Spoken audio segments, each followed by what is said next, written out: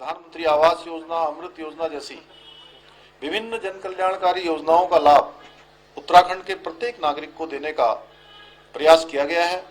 साथ ही विकास भी और विरासत भी, इस मूल मंत्र के साथ राज्य की समृद्धि, सांस्कृतिक विरासत को संरक्षित और संवर्धित करने की दिशा में निरंतर प्रयास किए जा रहे हैं। जहां एक और हमारी मातृशक्ति के सशक्तिकरण के लिए लखपति दीदी योजना, हमारी कन्या हमारा अभियान योजना, नंदा गौरी देवी कन्याधन योजना को लागू किया है। अनेक स्वयं सहायता समूह को लगातार मजबूती देने का काम किया है।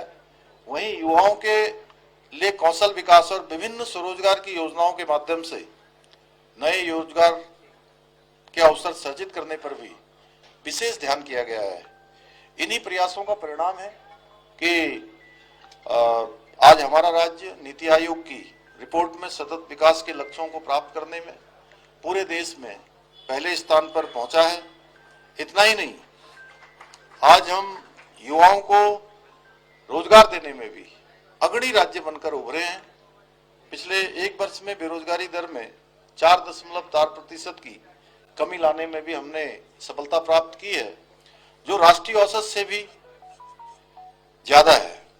इसके अतिरिक्त हमारी सरकार ने राज्य में अनेक ऐतिहासिक निर्णय लिए हैं, जिन्हें पूर्व की सरकारों ने ठंडे बस्ते में डाल रखा था।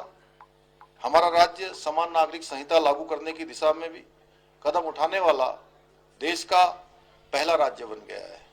बहुत जल्दी हम इसी माह हम समान नागरिक संहिता को पूरी तरह से लागू करने वाले हैं। प्रशिक्षण की प्रक्रिया अंतिम चरण में चल रही है। इसका पूरा होते ही ये प्रदेश के अंदर लागू हो जाएगा।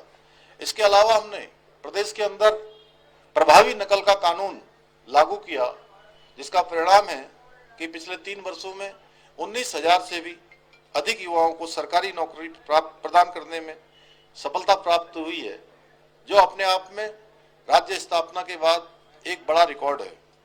साथियों, पूर्ववर्ती सरकारों की विफलता के कारण हमारी देवभूमि की डेमोग्राफी में गंभीर बदलाव देखने को मिल रहे थे। इस चुनौती का समाधान करने के लिए हमारी सरकार ने देवभूमि की सांस्कृतिक पहचान और डेमोग्राफी को सुरक्षित करने के लिए लव जिहाद, लैंड जिहाद और थूक जिहाद जैसी घृणित मानसिकताओं के खिलाफ भी कठोर कदम हम उठा रहे हैं। साथ ही प्रदेश में धर्मांतरण रोधी कानून, दंगा रोधी कानून जैसे सख्त कानून भी हमने लागू किए हैं। साथियों, मैं आज इस अवसर पर यह भी कहना चाहता हूं कि हमारी प्राथमिकताएं केवल घोषणा करना नहीं है, बल्कि घोषणाओं को धरातल पर उतारना है। इसके लिए ट्रिपल इंजन सरकार का होना बहुत आवश्यक है। अर्थात देश और राज्य के बाद नगर निगम, नगर पालिकाओं और नगर निगमों में भी भाजपा की सरकार, इसको सच करने का मौका आ गया है। आगामी 23 जनवरी को सूरज की पहली किरण के साथ ही हमने ये संकल्प लेना है कि ट्रिपल इंजन सरकार द्वारा उत्तराखंड में विकास का सूरज अपनी विकास रूपी किरणों के साथ अपनी रोशनी बिखेरे। आप सभी को इसके लिए अभी से पूरी तरह से तैयार हो जाना है, क्योंकि 1 सप्ताह का समय मतदान और हमारे बीच में है।